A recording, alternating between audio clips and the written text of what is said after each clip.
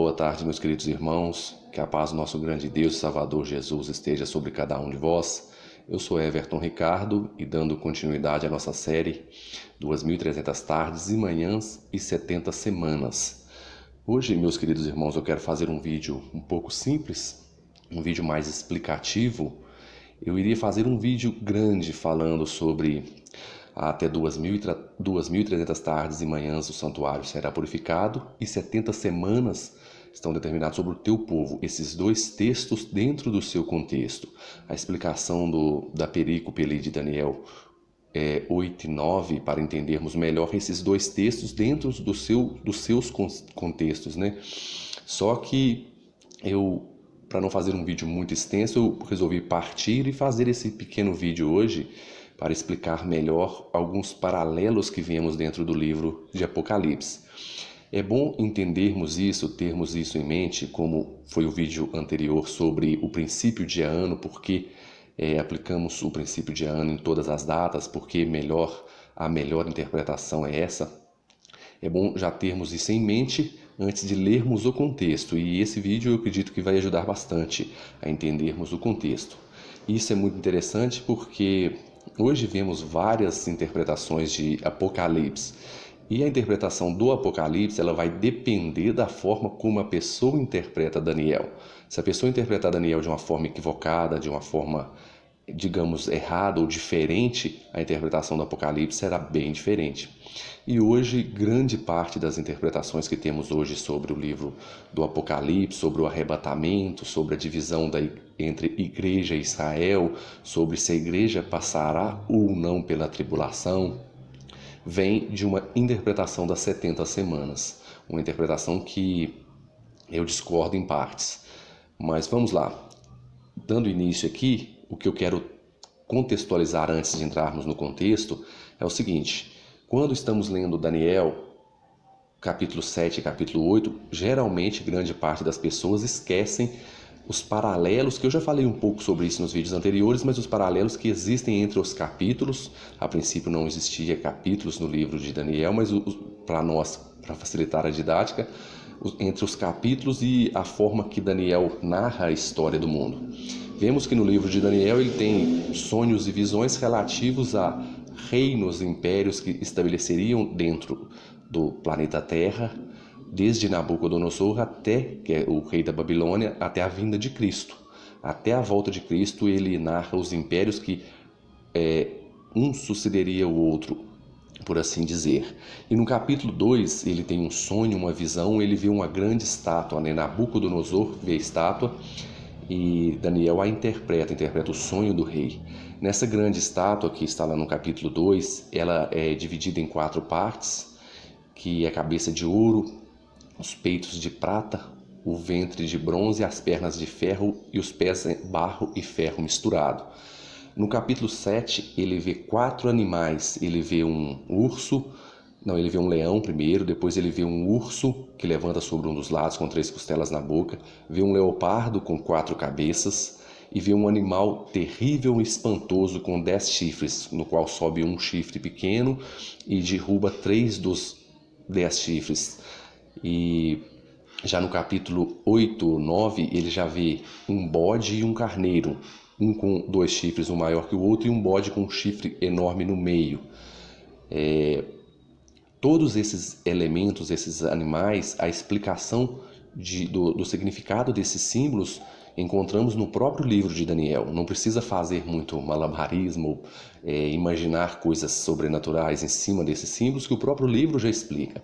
Quando Daniel interpreta a imagem ali aquela estátua enorme, na interpretação o próprio Daniel já diz para Nabucodonosor, para Nabucodonosor, a cabeça de ouro és tu,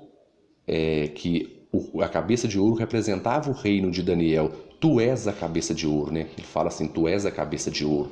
Daniel 2:38, explicando que aquele reino, que o reino da Babilônia, onde o rei era o Nabucodonosor, era representado naquela estátua pela cabeça de ouro. Inclusive os metais, né, nessa estátua tem uma importância grande e um significado grande dentro de cada povo, cada nação que foi ali representada. Exemplo ali, o peito de prata que representa ali os medo-persas. O peito de prata, a prata tem um significado importante dentro da cultura persa, o bronze dentro da cultura grega e o ferro na cultura romana. E sobre isso e também sobre toda a interpretação do livro de Daniel, todos os símbolos, uma leitura muito boa e um estudo muito bom sobre isso e outras coisas, outros detalhes que às vezes passamos despercebidos ou não entendemos por não entender a cultura daqueles povos, é mencionado neste livro aqui. Indico a vocês Jacques Ducan, que é Os Segredos de Daniel, escrito pelo professor Jacques Ducan, professor de hebraico na universidade lá nos Estados Unidos. Esse camarada aqui é nota 1000, não tem nem o que descrever sobre Jacques Ducan. Esse livro dele que é fantástico. Ele faz um comentário sobre os 12 capítulos de Daniel, capítulo por capítulo. É um livro pequeno, um livro com 200 páginas, mas é um livro de um conteúdo extremamente importante. Eu aconselho a todos a lerem este livro porque é importante, mesmo que você não concorde com a interpretação historicista, esse livro será muito importante. E sobre os metais que vemos lá, cabeça de ouro, peito de prata, os metais dessa estátua representando os reinos em sequência do reino da Babilônia, que ele fala, tu és a cabeça de ouro. No capítulo 7 ele torna a ter visões, sonhos a respeito de reinos, que o próprio anjo explica para ele. Esses 4 animais são 4 reinos que se levantarão na terra. O próprio anjo explica para ele, que ele ainda fala, tive desejo de conhecer a respeito do 4º animal. O próprio anjo já dá a interpretação do sonho para ele. Nesses 4 animais que ele vê, o primeiro animal ele vê um leão. O leão, acho que é o portal de Star que foi encontrado, que tem representações de figuras de leões nesse portal. Vemos que o leão é na cadeia alimentar dos animais, esqueci até o nome, fugiu o nome. No topo dessa pirâmide está o leão, assim como o ouro na estátua, um paralelo perfeito representando que lá era o Nabucodonosor. Também aqui o leão representa o reino de Nabucodonosor, que é o animal mais forte de toda a cadeia. Depois ele vê lá um urso com 3 costelas na boca que levanta sobre um dos seus lados, dizendo que ele tinha um lado mais alto, mais forte que o outro, representando o reino ali da Medo-Pérsia, que um dos 2 reis era mais poderoso que o outro.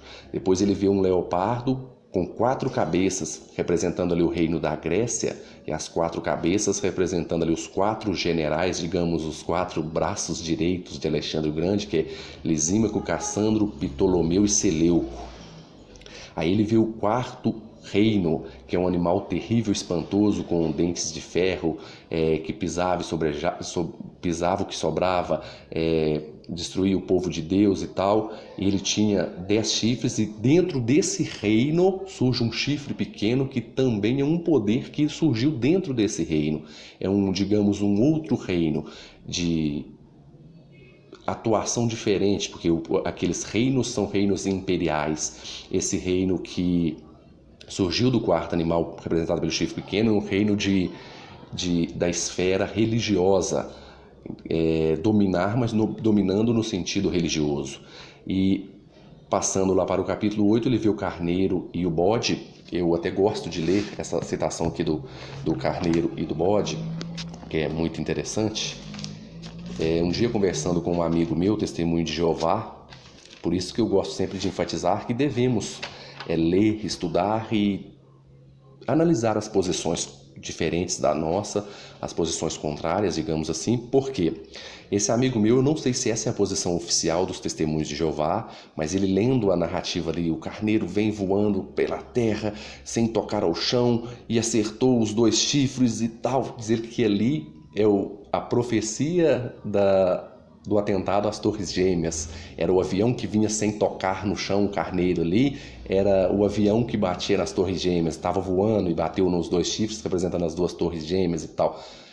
Não sei se é a interpretação, repito, oficial, mas cada interpretação que a gente vê hoje que é complicado. Se a gente perguntar, tem base bíblica? Tem, mas é coerente? Não é coerente. Tem um amigo também, um amigo que eu gosto muito, ele é mormon, e a gente sempre conversa, aprendo muito com ele ainda falando sobre os mormons, eu ainda conversando com ele, falou, quando o pessoal cita ali Paulo, um outro evangelho, porque que nós cremos no livro de Mormons, um outro evangelho, a nossa resposta é que no finalzinho do evangelho de João, João diz que se fosse escrever tudo o que Cristo fez, não caberia em livros no mundo inteiro. Quer dizer, tem mais coisas que Cristo fez que não estão relatadas e o livro de Mormon veio para trazer esse tipo de coisa.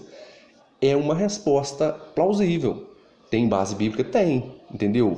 Teve argumento? Teve, só que a gente temos que pesar os argumentos, temos que analisar qual argumento é mais coerente. Igual eu vejo hoje, antes de entrarmos um pouquinho aqui, eu gosto de estudar a escatologia dispensacionalista, que faz parte dessa interpretação das 70 semanas. Eles veem arrebatamento da igreja em Apocalipse 4, quando João vê o céu aberto, uma porta no céu, e o anjo fala, vem para cá, que ele vem para cá, a igreja indo para lá, o arrebatamento secreto, entendeu? Ali em 2 Tessalonicenses 2:3, que diz assim,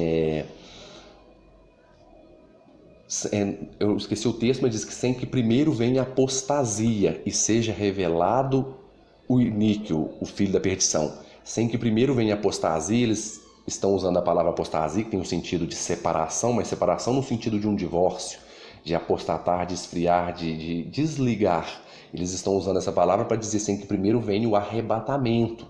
E a resposta que um dos prepulsores, digamos assim, dessa ideia disse foi que por que Paulo não usou harpazo lá? Não, porque ele usa o que ele quiser, ué. Ele não quis usar essa palavra lá, ele usou apostasia, entendeu? Tipo assim, olha a argumentação, é uma argumentação muito incoerente. Tem argumentação? Tem, mas não é coerente. Outra, agora as 7 trombetas não são 7, tem mais trombetas para poder, tudo isso para adequar a ideia deles, que vem de uma interpretação dessas 70 semanas. Esse texto, como eu tinha mencionado anteriormente sobre os dois, as torres gêmeas, né, o avião lá no World Trade Center, o próprio anjo da interpretação aqui para Daniel, Daniel 8:20 diz assim, aquele carneiro com 2 chifres que viste são os reis da Média e da Pérsia, mas o bode peludo é o rei da Grécia, o chifre grande entre os olhos é o primeiro rei.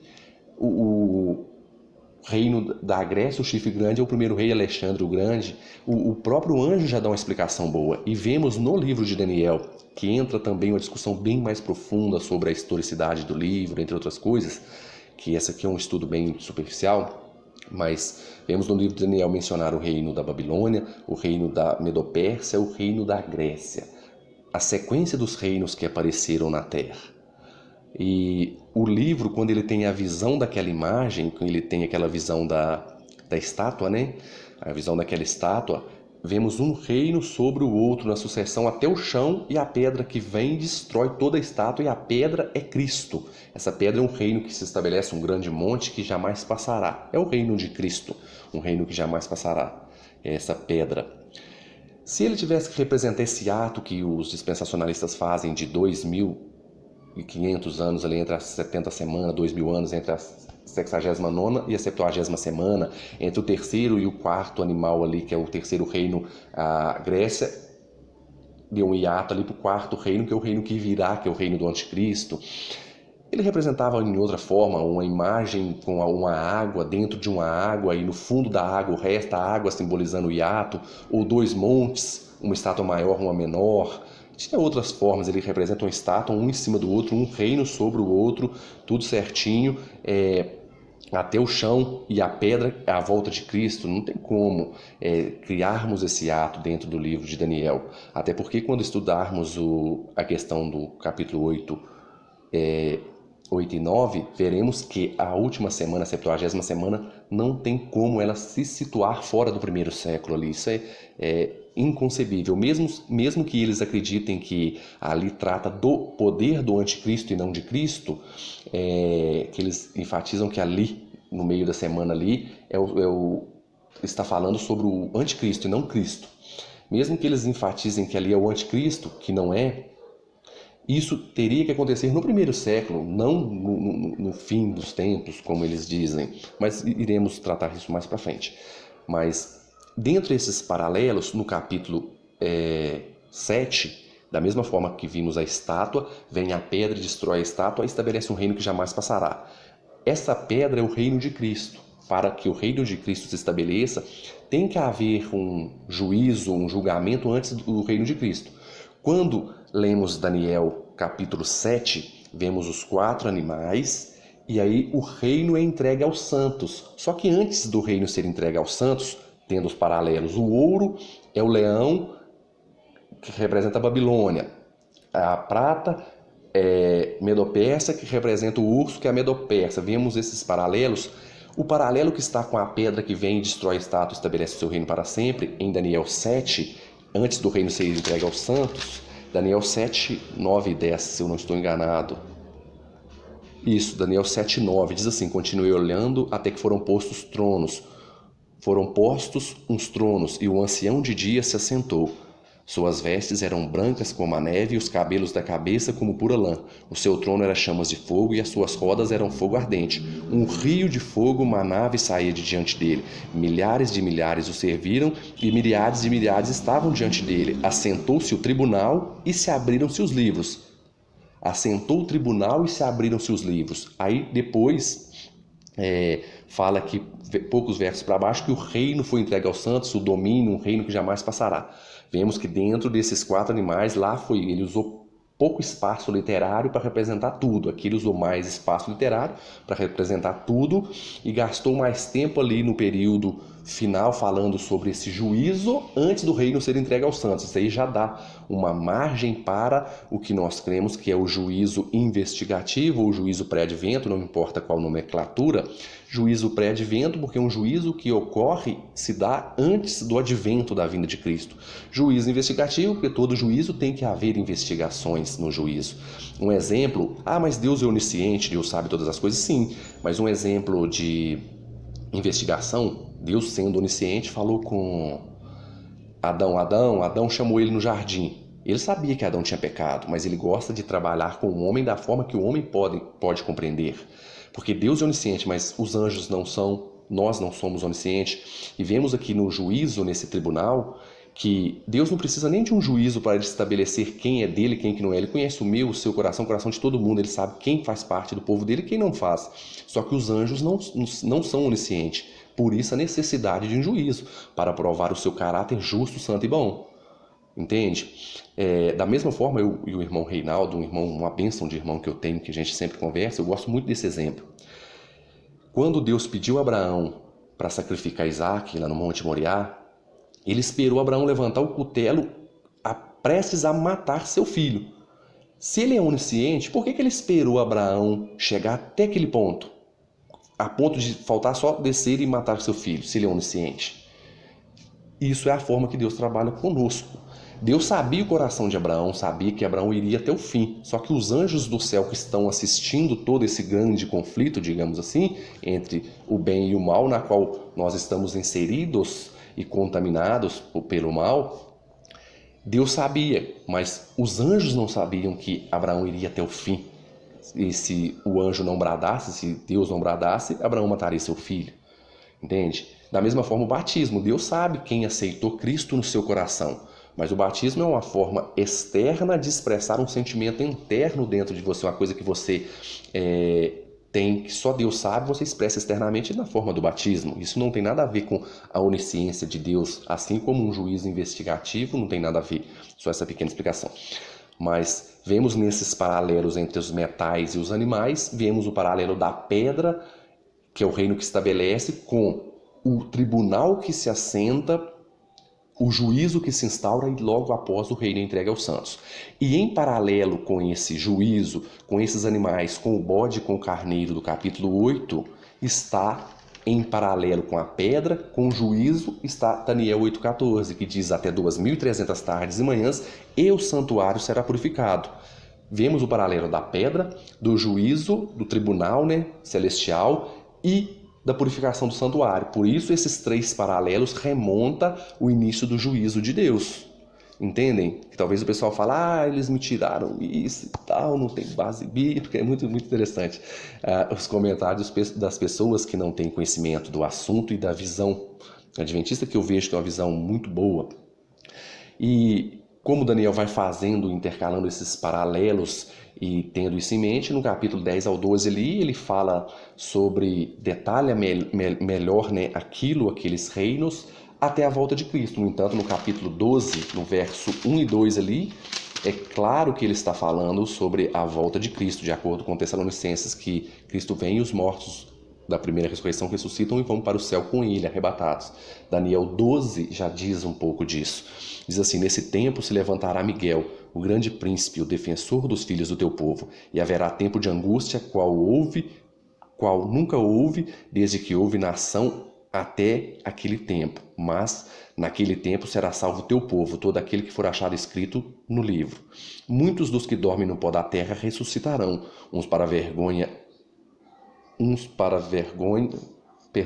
muitos dos que dormem no pó da terra ressuscitarão, uns para a vida eterna e outros para a vergonha e horror eterno. Isso aqui é claro que esse Miguel, esse título honorífico de Cristo, representa Cristo, porque a ressurreição não se dará por ocasião de um anjo, e sim por ocasião da volta de Cristo. Aqui já vemos a menção aqui da volta de Cristo. E esses paralelos montam perfeitamente toda a questão e o juízo, pré-advento, o juízo. Aí o pessoal às vezes questiona, tá, mas eu vou ler só mais esse texto, não é o tema do vídeo, mas que juízo é esse? Que purificação que é essa do santuário? Que purificação tem que ser feita no santuário celestial? Aí eu gosto muito desse texto aqui em Hebreus, que deixa claro sobre essa purificação celestial. Vamos encontrar o texto aqui, meus queridos irmãos. Hebreus 9, 23 diz assim: era necessário, portanto, que as figuras das coisas que se acham nos céus se purificassem com tais sacrifícios, mas as próprias coisas celestiais com sacrifícios a eles superiores. Aqui diz que as coisas celestiais têm que ser purificadas com sacrifícios superiores. O paralelo é perfeito entre a pedra, o juízo e a purificação do santuário. E isso é tão interessante, meus queridos irmãos, termos isso em mente para compreendermos o livro de Daniel, que quando chega ali em Apocalipse, João vê lá uma besta com 7 cabeças e 10 chifres. Irei ler o texto primeiro. Apocalipse 13. Diz assim, Apocalipse 13. Vi emergir do mar uma besta que tinha 10 chifres e 7 cabeças, sobre os chifres 10 diademas e sobre as cabeças nomes de blasfêmias. A besta que vi era semelhante a um leopardo, com pés de urso, com boca de leão, e deu-lhe o dragão o seu poder, o seu trono e grande autoridade. Então vi uma de suas cabeças como golpeada de morte, mas essa ferida mortal fora curada, e toda a terra se maravilhou, seguindo a besta. E adoraram o dragão, porque deu a sua autoridade à besta. Também adoraram a besta, dizendo: quem é semelhante à besta? Quem pode pelejar contra ela? Foi-lhe dado uma boca que proferia arrogância e blasfêmia, e autoridade para agir 42 meses. E abriu a boca em blasfêmia contra Deus, para lhe difamar o nome e difamar o tabernáculo, a saber, os que habitam no céu. Difamar o nome e o tabernáculo, a saber, os que habitam no céu. E o interessante é que essa besta diz aqui que ela era semelhante a um leopardo, com pés de urso e boca de leão. Os 4 animais que Daniel vê é um leão, um urso e um leopardo. Esse chifre pequeno, que é o paralelo que vemos aqui, autoridade para agir 42 meses, que está num paralelo perfeito com Daniel 7:25, né, que você pode ler Daniel 7:25, pisará os santos do Altíssimo, cuidará em mudar os tempos e a lei, os tempos e a lei, e os santos lhe serão entregues por um tempo, tempos e metade de um tempo e tal. Paralelo perfeito, esses 42 meses, paralelo perfeito. E aqui ainda diz que essa besta, esse poder representado pelo chifre pequeno, é a junção de tudo de ruim nesses 4 reinos, que o grande conflito é no quesito adoração. A palavra adoração aparece inúmeras vezes em Apocalipse. Às vezes o pessoal fica imaginando marca da besta em chip e tal, viajando. Vemos que esse chifre pequeno, que é o 4º poder, que aqui é representado por uma besta, ele tem, como eu disse, repetindo, aparência de leopardo, boca de leão, pés de ursos e tal. É a representação exata do chifre pequeno, por quê? Veja bem, uma besta com 7 cabeças e 10 chifres. Os 4 animais de Daniel, o terceiro animal, que é o leopardo, ele tem 4 cabeças. E o último animal tem 10 chifres. Uma besta com 7 cabeças, se cada animal tivesse uma, aqui ó, 1, 2, com 4, 6, 7. 7 cabeças, 10 chifres, os 10 chifres do último animal. Essa besta já foi especificado a aparência dela, que é dos 4, com a mesma aparência dos 4 animais de Daniel 7, e ela tem o mesmo número de cabeça e de chifres dos 4 animais de Daniel 7.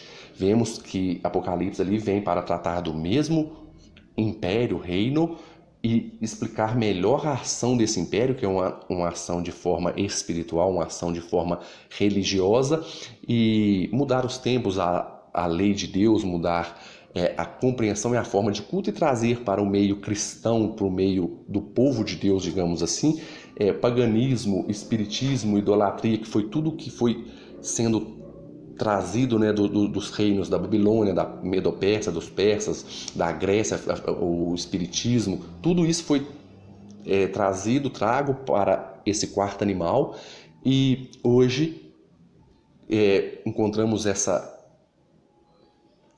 esse estilo, digamos assim, de adoração pervertida ou deturpada dentro de inúmeras crenças religiosas. Tudo isso é trago por esse poder, pela besta.